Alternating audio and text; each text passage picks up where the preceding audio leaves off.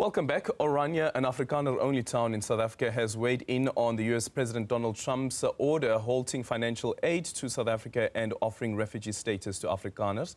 Orania residents say while they are appreciative of Trump's offer to assist, they would rather it help them in their home, echoing AfriForum and Solidarity Movement sentiments. Head of Orania Joost Strydom is now joining us to have this conversation. Joost, a very good morning to you. Thank you so much for making time for us. What is it in the Trump statement that you agree with as the community of Orania? Well, thank you for the opportunity. I think firstly, the fact that Afrikaners are recognized as a minority nation or a group in own right internationally is something that we are pleased with. We are thankful for the urgency with which President Trump tackled the broader conversation about land expropriation. But we also really appreciate the fact that we as Afrikaners get the opportunity to get recognized as a group in own right, as a people in own right. And that is what he did in his executive order. Yeah. And around the existence of Afrikaners in South Africa, and the so-called, what he calls the hateful rhetoric and government actions fueling disproportionate violence against racially disfavored landowners. Do you agree with that sentiment? Well, what I would agree with is that it's quite clear that government is taking certain steps, and we don't have only to look at the expropriation without compensation bill, which became the act. We can look at a great many things, including the Bella Act, including expropriation without compensation, including a lot of inflammatory statements from men in government, really pushing or blowing the little fire that is stirring the hate. If we hear sentiments that people should be shot or killed on their farms and things like that, this is to real concern. I think from the Orania perspective, and that's why I led into the intro with the fact of recognition as well. We are a people in own right, and we want to be recognized for that. So that's the most important thing for us. So there's negative recognition, which we see from the politicians that make these inflammatory statements of killing the farmer, killing the boer. But we also have the positive recognition, not only in the USA, where President Trump acknowledged Afrikaners, but also from traditional communities in South Africa that's reaching out to Orania saying, listen, we want to run our municipalities well, our local areas. We recognize you as a people, recognize us as a people. And I think there's many examples as the Barolong, as the Xhosa people from Mnyameni, of which we are in conversation with all of them. So I think that's very important. That recognition of a people unto itself, it's really important for Orania. Yeah, but would you agree that this, for me, at least on my end, sounds like a mischaracterization? Hateful rhetoric and government actions fueling disproportionate violence against the racially disfavored landowners. Do you think or believe that Afrikaners are facing disproportionate violence? I think the people of South Africa are facing violence in general. So whether you're Afrikaner or not, yeah? That is a definite fact. There's no doubt about it. However, what we do not see in regards to other groups who are also suffering is the institutionalized call for violence. We see people in government, whether that be Andile or Julius Malema, that fuels this racist rhetoric, and people can say, well, they are fringe figures. The fact is they are in government. Those are people duly elected into government, where Afrikaners have a very, very small voice, and things are being voiced on an institutional level through government institutions saying, kill these people. Yeah. Now, some may make that off as a struggle song, as a historical context, but the brutal reality is that farm murders and the torture that goes with that doesn't agree with the fact that that's only rhetoric or only history. It is quite clear that the people in government singing these hateful songs and making these statements is to a great concern of Afrikaners. So definitely, on an institutional level, there is a discrepancy. There is something else. There is something that might be called revenge killings or something in that matter. And we want to shift that away from that towards recognition of Afrikaners, towards recognition of Orania. Yeah, but just where is that happening? Where have you heard of people killing Afrikaners because of what Julius Malema said? This matter was also dealt with in court, and there was no concrete evidence that was presented in court, and that's the reason why the court said singing the song "Killing the Boer, Kill the Farmer" should be considered as this is a struggle song and not necessarily incitement to violence? I don't want to dwell too much on this, but I want to answer you. I want to answer you, what must Afrikaners think when at a farm murder there is messages written on the walls with blood? What must Afrikaners think when farm murders are disproportionately violent? And that has been proven time and again. Yeah, but both you and I just agreed now that it's not true that Afrikaners are facing disproportionate violence in comparison to other groups in the country. Whether you're Afrikaner... Sorry? Sorry, can I have the opportunity? Okay. What I said is that all people in South Africa are facing the violence that is the direct effect of the inability to manage South Africa from a central position. That is why we are pro-decentralization and pro-more autonomy, so that people can manage their own affairs. However, if I said that all people in South Africa are facing violence, that doesn't mean that we are disproportionately affected by it. If you look at the amount of farmers on commercial farms and you look at the amount of farm murders, the amount of farm attacks, the amount of crime on farms, which has not been properly studied, not been properly researched, and only organizations like AfriForum taking that initiative because the government won't do it. But we do see disproportionate violence. We do see that. So what I was saying is that all groups in South Africa, all peoples, do face violence, and it is very worrisome. And that actually strengthens the argument that local communities, local areas, territories or provinces should have more say, not less. We see in the rural communities that there are not enough police officers, that they are not able to manage all the crime. So that is why Orania is in favor, fully in favor of decentralized government, of more autonomy. Let the people look after themselves, because we are seeing that government are not able to control the violence. They are not able to control the crime.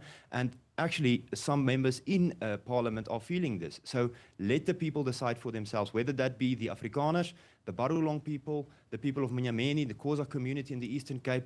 We say that is the way forward for the people of South Africa, taking the initiative to look after themselves, because government are not doing it. Okay, so I put it to you that farmers or crimes on farms are not necessarily just targeted at white farmers. You have black farmers as well that have become victims of crimes. You have farm workers themselves that have become victims of crimes, and sometimes at the hands of the farm owners themselves. So I disagree with you on that particular part, but let's move on to the issue that you want to raise around self-determination. How do you think self-determination is going to work for a community like yourself in South Africa, considering the inclusive nature of this country? Well, I think that is the perfect example to prove that in this inclusive nature, quote unquote, is to give the peoples of South Africa, the multiple peoples, the different groups, the opportunity to make decisions for themselves. As I said, that is why we work with other communities and give them some of the recipes that we figured out after 30 years of hard work building Orania, figuring things out, doing everything without any state money or state funds, funding it all ourselves and going through a big pioneer phase. Now we're saying to other communities, well, here's a recipe. You can use it, you don't have to use it, but this is what we are saying.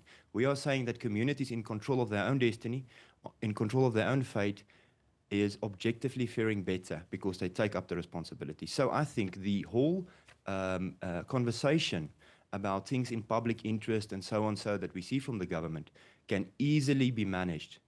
Let the public decide what is public interest. Let the communities of South Africa decide what's public interest, not some agenda that comes from above. No, much rather the peoples on ground level must be able to make those decisions. So self-determination, recognition of peoples as distinct groups, recognition of territories in South Africa, that is the best possible solution. Orania has been saying it from the late 1980s when the Orania movement was founded as Afstig. From that time, we were saying, let the peoples make decisions for themselves. And with that, necessarily comes recognition and necessarily comes territory.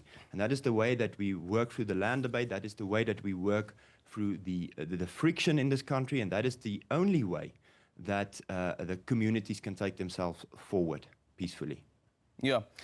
In the statement that you issued, you say that Orania's position is clear. We do not seek to become refugees in another country, but rather to remain Afrikaners in Africa. Any assistance should therefore be locally focused. What sort of assistance do you think you can get from the United States that will help you get to this part of self-determination? We are not necessarily interested in tax dollars and handouts and help. What we want, we already got to an extent. We want recognition. We want recognition from abroad, we want recognition locally, and we want recognition from our peers. That is to say, firstly, those people are a people upon themselves, and this, they have the right to make certain decisions for themselves. That is what we want. We don't want people's money. We don't want people's handouts. We as Orania want larger recognition, greater recognition. And I think that is not too much to ask. Actually, I think that's very reasonable. That's very reasonable that we want that. And also, I spoke about recognition, and people might not necessarily understand that from the Afrikaner perspective, but let me tell you something that a lot of people miss. The moment you recognize people as a people unto themselves, as Trump did just now, there is massive opportunities that is open for such people. Now, if we go back and we say, if what Orania is saying is that they come from a long line of Afrikaners, people who are only at home in Africa. We cannot go back to Europe. We do not belong in Europe. We belong in Africa. So if people recognize us as part of this continent, as part of this country in terms of our history, a long history, more than 400 years. My great-grandfather came here in the 1650s. So for 400 years almost, we are part of this continent. If you acknowledge us as Afrikaners, you must acknowledge us as part of Africa, and we want to build a future for ourselves here, and that is the crux of the matter. Okay, I want to quickly move on to another matter. Do you think at all what is also playing out here, which perhaps maybe organizations like yourself and speaking about also, what's the other organization now? Just forgot the name now. Solidarity as well as AfriForum, yes. That what you are positioning as applied to the United States may actually be used as a pawn in a geopolitical battle between South Africa as well as the United States over its decision to take the Israeli government to the ICJ, and this is over the ongoing violence in Gaza. I have no doubt that in the past, as well as in the present, and obviously in the future, that geopolitical pawns that's the game of the world. It's a sad state of affairs, that things cannot be judged upon themselves, and it is possible that the fact that the ANC made worse and worse relations with the United States government also plays into this. I mean, this is a nuanced matter. It is a nuanced matter. It's also other things like the relationship between the South African government and the government of China, and the Taiwan matter, removing the de facto embassy of Taiwan from Pretoria, giving them a final warning. Obviously, there are more than one thing playing into this. However, that must not take away anything from Afrikaners as an opportunity to get greater recognition, as an opportunity to shed some light over this draconian, actually crazy expropriation laws. This is really concerning, and the fact that there's international light being thrown on this is positive. We can speculate between me and you about why this is happening, about the greater geopolitical things, but in real politics, this is what happened, and this is how it should be handled forward as a thing upon itself. Okay. Do you know of any Afrikaners that have applied to become refugees?